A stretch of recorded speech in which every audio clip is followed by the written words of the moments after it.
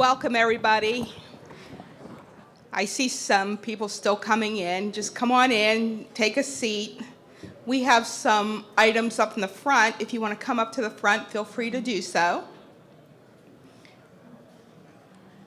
Can you believe this is the 10th year we're having B-Sides here in Pittsburgh? That's crazy. Congratulations, B-Sides. Thank you, everyone, for coming. Let's give a big shout out to all the volunteers. They've worked hundreds of hours, so thank you for all the volunteers and everything that you have done.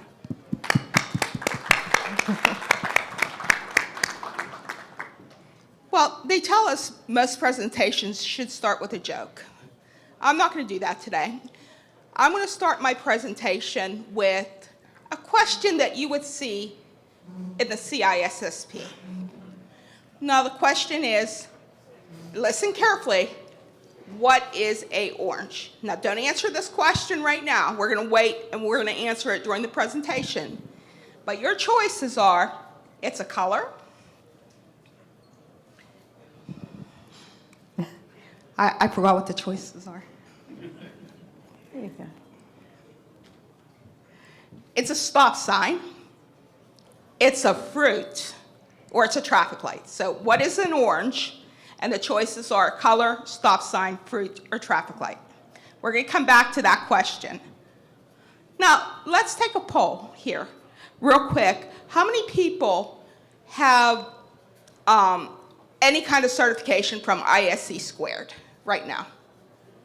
Okay. How many of you have the CISSP certification? Okay, great. Nice number. How many how many people here are interested in getting their CISSP? Oh, Look at that number. Yeah. Wow. Great. Great to hear.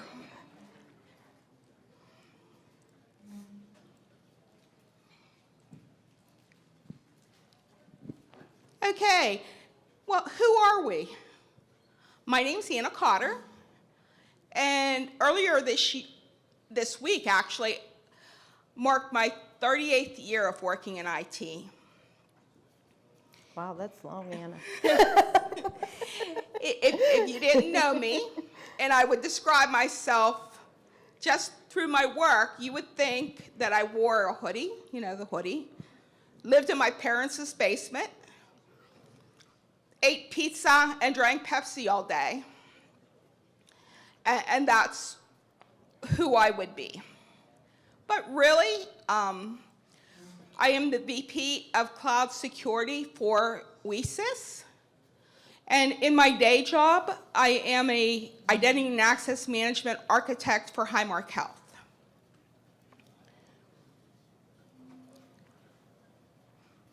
Also, in my spare time, what I like to do is bake cookies. I bake lots and lots of cookies. Do you know the Italian wedding cookie table?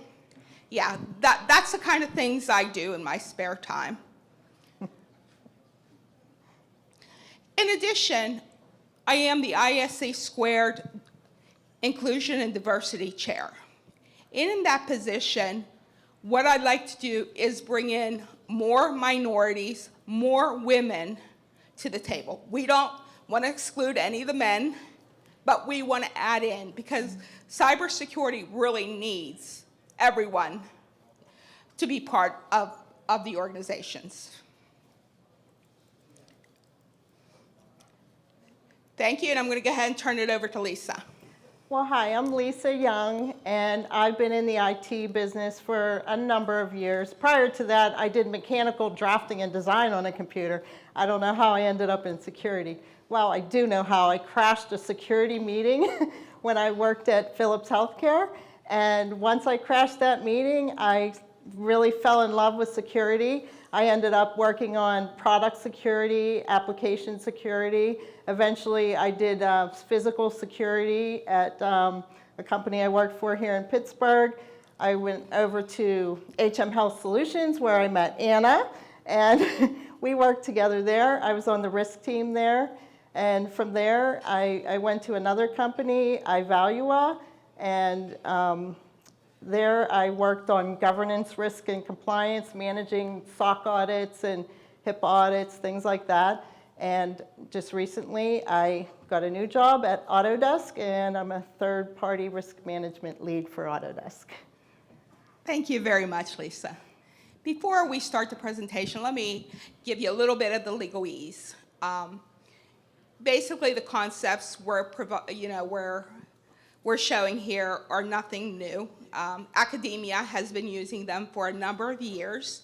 But what we want to say is that any kind of opinion we express does not represent ISC Square or representative employers or any other group. These are our own opinions that Lisa and I have helped develop for a number of years now.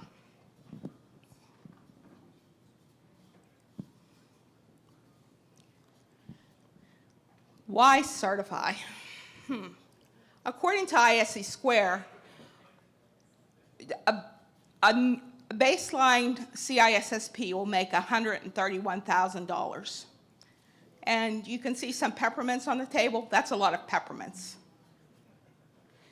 I know this screenshot's a little bit small here, but if you look at this heat map from cyberseek.org, this was taken earlier in the week. You can see this is the Pittsburgh region, and there are 743 openings looking for the CISSP. That's the highest number of any other certification. People want to see the CISSP. There are about 12,000 people employed in the Pittsburgh area in the cybersecurity area, and about 8,200 job openings right now. So there's probably one job opening for every 3 people that are employed. That's a lot of openings. And I know a lot of you, during the opening remarks, said your company was hiring. And a lot of people are here just to hire today. So what we want to do, Lisa and I thought, hey, we can be role models. Lisa's my role model, my mentor. And we want to try to help bring in more people into this field to help fill these gaps. So we continue doing the ISSC study group to help us and, to stand out among our peers. Yeah, so I'm going to talk about some of the ISC Squared certifications that are available.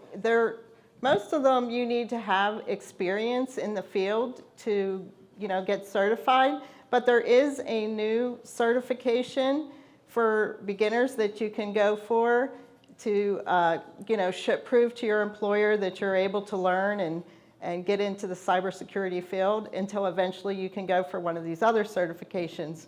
And the certifications are in many different areas. You have the CISSP, which is in leadership and operations, the SSCP, which is IT administration, the CCSP, which is cloud security, the CSSLP, these are all tongue twisters, which is software security.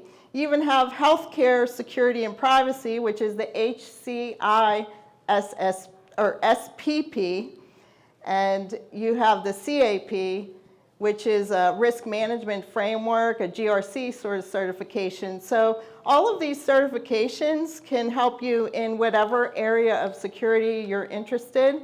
And a lot of these certifications, if you get government jobs, these are certifications that they like you to have in those types of jobs.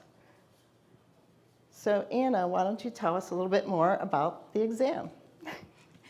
Sure. The CISSP is an adaptive exam. So what does that mean? That means that the questions you get are in order. You get the next question automatically. You can't tag any of your questions. You can't go back and answer any of your questions.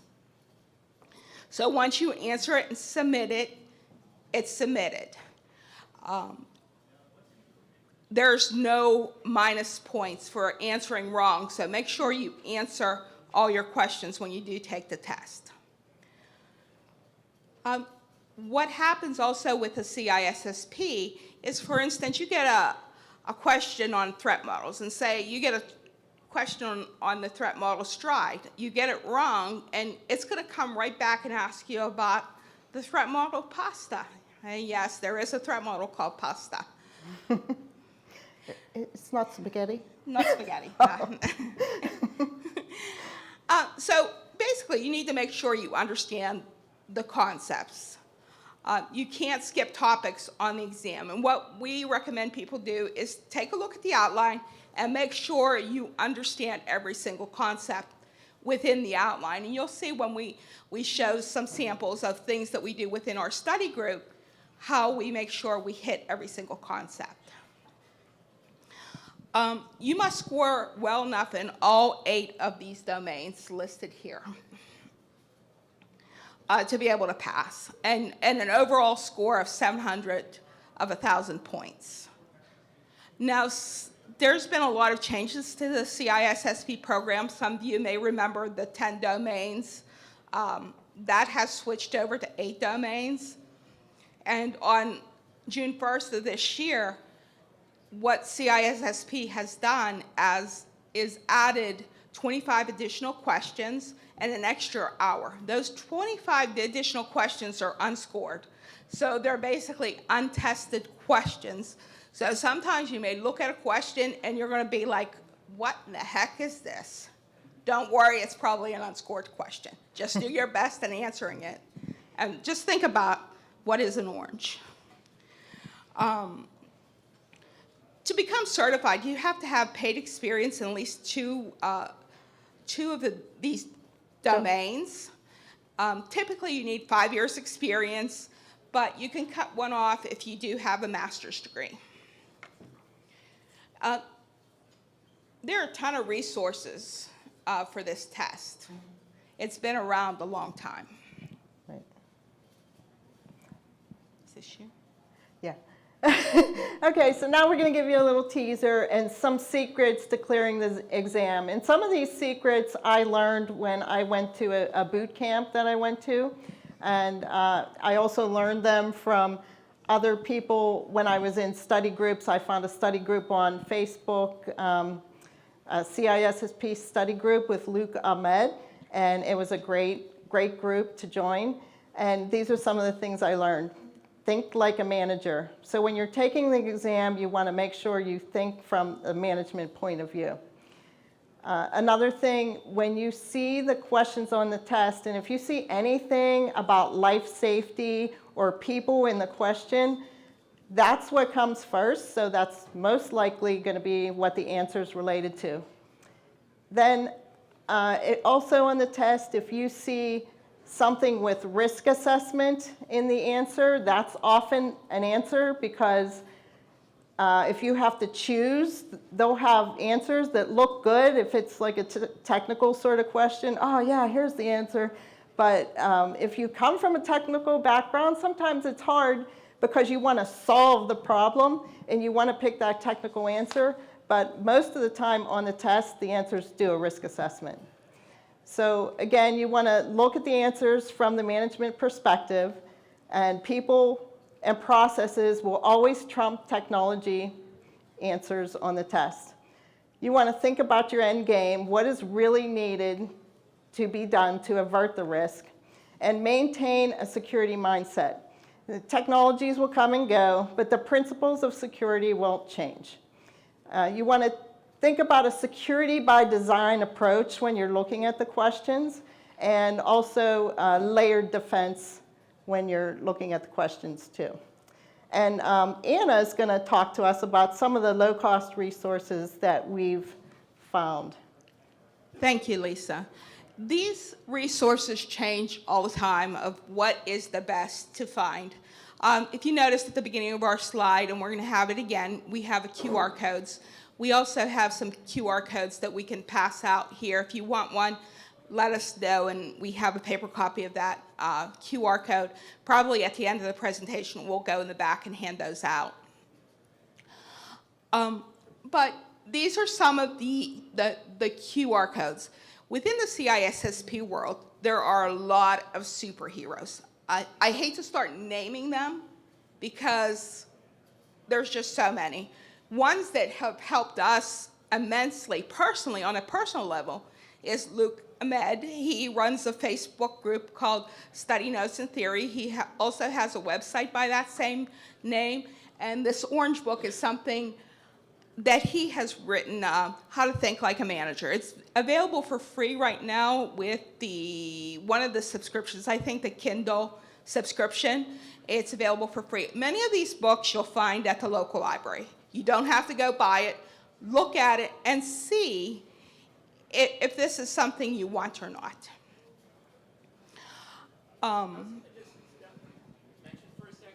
Yes, Ryan? Where you work, you might have access to things like Udemy, Pluralsight, Oh, yeah. or especially if you're a student, like if you're in college right now, a lot of this stuff, you can look at stuff that might cost a person, you know, if it's by yourself and you're not a student, $500, $1,000 a year, you might get some of that for free. So if anybody's looking at taking the exam, any certification exam, especially if you're a student, see what, you know, talk to your library, talk to whoever, talk to your career services center, and see what kind of certain studying resources you have for free.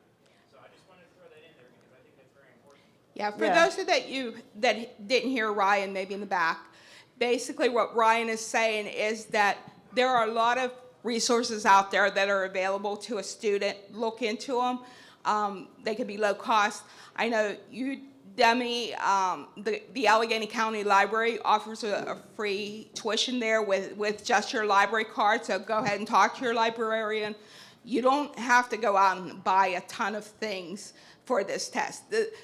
That's not going to make it successful. There's probably a million different items out there today. Really, and I had a stack of books this high when I studied, and you know what? I slept on those books. It was exhausting. Here's an offer that we just found on LinkedIn this week. Larry Greenblatt. Lisa chats with Larry on LinkedIn from time to time. He's going to offer free classes during the day. So a lot of times, individuals, especially like from India or Asia, they'll say, all these classes are in the middle of the night for us, you know. But, you know, here we go. Larry's going to be offering some boot camps free of charge in the middle of the day next week. If you're available, great opportunity to listen to some materials. And he's going to have these recorded, and you will have to pay a nominal fee for the recordings. They're typically, I don't know what the price of this one is. Normally, Larry's recordings are less than $100. So yeah, take advantage of the free resources, and don't hesitate to reach out to someone like Larry on LinkedIn and say, hey, I saw your materials, I like you, I have this question about your materials. It's these types of things that, you know, that really help you.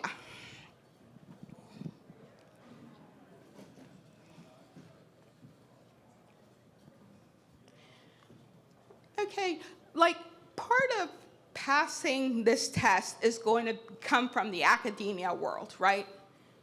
You need to know what kind of learner you are. What we found is by running these study groups, by taking a presentation, creating your own presentation, trying to teach it to someone else, and talking through these topics and asking questions and having a discussion with others, it really helps you be able to reinforce your learning. Because even though some of these things are academia, you're not actually just an active learner. You're usually an active learner, maybe with a visual learner, with sensory learning. So you're usually parts of all these types of learnings. And that's why we feel that, you know, going through it with a study group is a good way to get the exam, to pass the exam.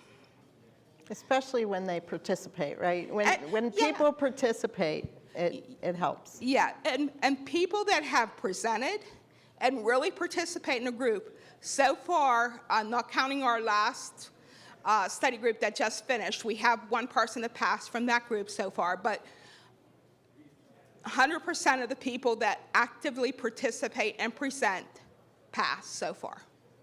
So it's a 100% pass rate.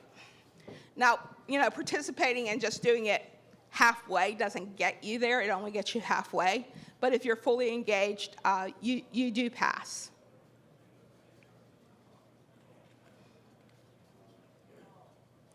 So next, we just wanted to show some of the example slides that we had from our study group. And I presented on the risk domain, and actually I have a whole deck of CISSP slides because, like Anna was talking about previously, I'm more of a visual learner, so these pictures help me, and when I'm on the exam, they help me to picture answers for certain things. So that was helpful for me. So here, I put this slide together, and you'll see, like in the top here, 1.6, develop, document, and implement security policy standards, procedures, and guidelines. That's one of the topics in the domain. So on all the slides, I put the domain topic to make sure that we covered the topic. So when the presenters are doing their slides, they take the outline of the chapter and kind of go through those. So this one was about the policies and standards hierarchy. A lot of people don't understand what's a policy, what's a standard, what are procedures, but this kind of puts it together and shows you the strategic versus what's tactical. And another example slide I have here is of risk management concepts. There's all these initials, MTBF, MTTF, MTTR, what does all that mean? So I found a picture, and I put the picture up there to try to tell me the story of what that means on the slide. So for me, that helped me with learning, and as we did the study groups, I presented this a while ago, and as we progressed through the study groups, we offered for the people who wanted to present to use some existing slides and then add in the new things that were from, updated in the presentation. So they would add it, and then we would either present together or they would present the slides. And some people just created their own slides, which is very helpful, I think. So, Anna, let's talk about how we reinforce learning here. Sure. In the cybersecurity world, you're not alone. Don't try to do this test alone. I've talked and I've mentored some young women. They're like, I don't want anybody to know that I'm studying for this test. Like, why not? Well, what if I don't pass? Well, you will pass. So you might as well go and get help from other people. So basically, learn here, we're using this, what's this word? Not an acronym. Mnemonic or something like that? Yeah, learn. Learn. You first have to be exposed to the new information. Then you have to encode it. You have to apply it. You have to recall it. And don't give up. Failure only happens if you give up. If you don't pass the exam, yes, it's an expensive exam, but don't give up. Just try it again. Many times, many employers will pay for that exam. If you don't have an employer that's paying for the exam, there are a lot of job openings. Go find an employer that's going to pay for the exam. Ask them that when you're looking for a job out there today. Do you pay for a CISSP exam? It's like, I'm not even sure how much it is. Does anyone know? $800 now. Is it 800? I think so, like $799 or something like that. Okay, so now I'm going to go into some exam day tips. One of the things you want to do is you want to arrive at the test center at least 30 minutes before you even start your exam. And to check in, you'll make sure you have 2 acceptable forms of ID, provide your signature, submit a palm vein scan. I mean, you're signing your life away here. You have your photo taken, but don't wear hats or scarves or sunglasses or anything like that because they want to see your face. And you can't take any of those things into the room because in the room, you'll have to leave your belongings outside. There'll be a test administrator in the room, and they'll give you an orientation. They'll escort you to a computer terminal, And if you need anything during the exam, you raise your hand and you alert them. If you have any problems, you need a new note board, or you need to take a break for any reason, you have to raise your hand and they'll come help you. The other thing, you might want to bring earplugs. I brought earplugs because could be distractions around you, so that was helpful for me. And you'll see on the tables here, we have peppermints, and peppermints are one of the keys that you need to pass this exam. When you're studying, you want to eat peppermints. It helps you to focus, and it helps people to concentrate better. So it might even reduce your anxiety, but that's why we brought the peppermints. So anyone who's going to take the exam, please grab a peppermint off the table, and make sure when you're taking the exam, you read the questions thoroughly. Read the answers. I took the approach where I read the answers, and then I read the question, and then I read the answers again, and you can usually eliminate 2 of the answers, and then you have a 50-50 chance of getting that answer right. So, Our lovely volunteer just brought me a peppermint, Lisa. oh, nice. Oh, where's my peppermint? Anna, do you want to talk about some of the test-taking tips here? Yes, definitely. Budget your time. The one thing that has caught some people off guard is at the beginning of the test, there's an NDA. Basically, you can't talk about what questions are on the test, etc. You only have 5 minutes to accept that. When you go to the testing center, you basically get just a blank piece of paper with like a Sharpie or something to write on. And a lot of people are like, I want to write the OSI model down, and I want to write this down, well, still fresh in my mind. Even before I start my test, I want to write all this stuff down.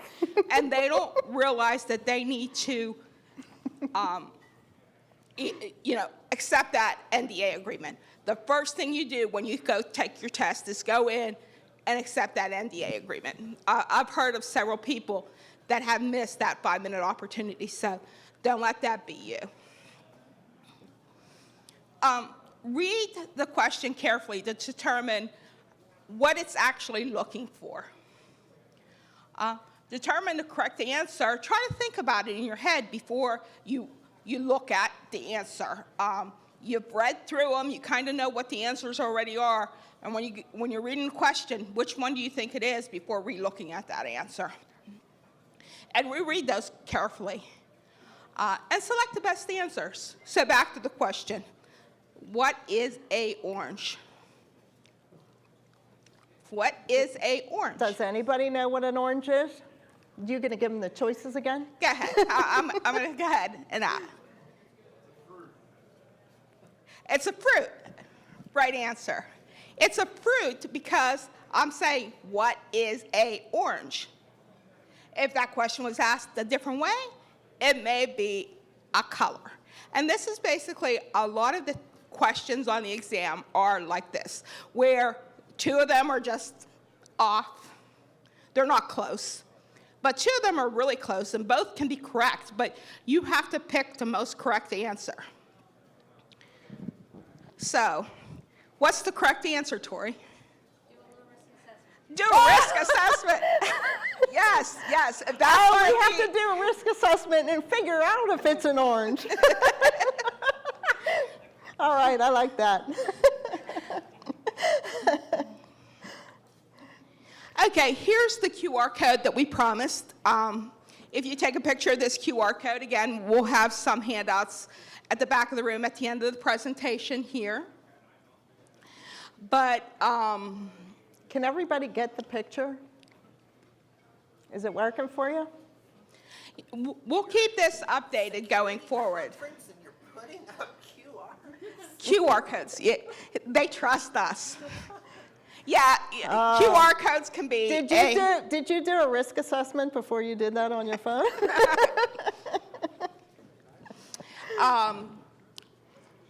So, anyone have any questions here?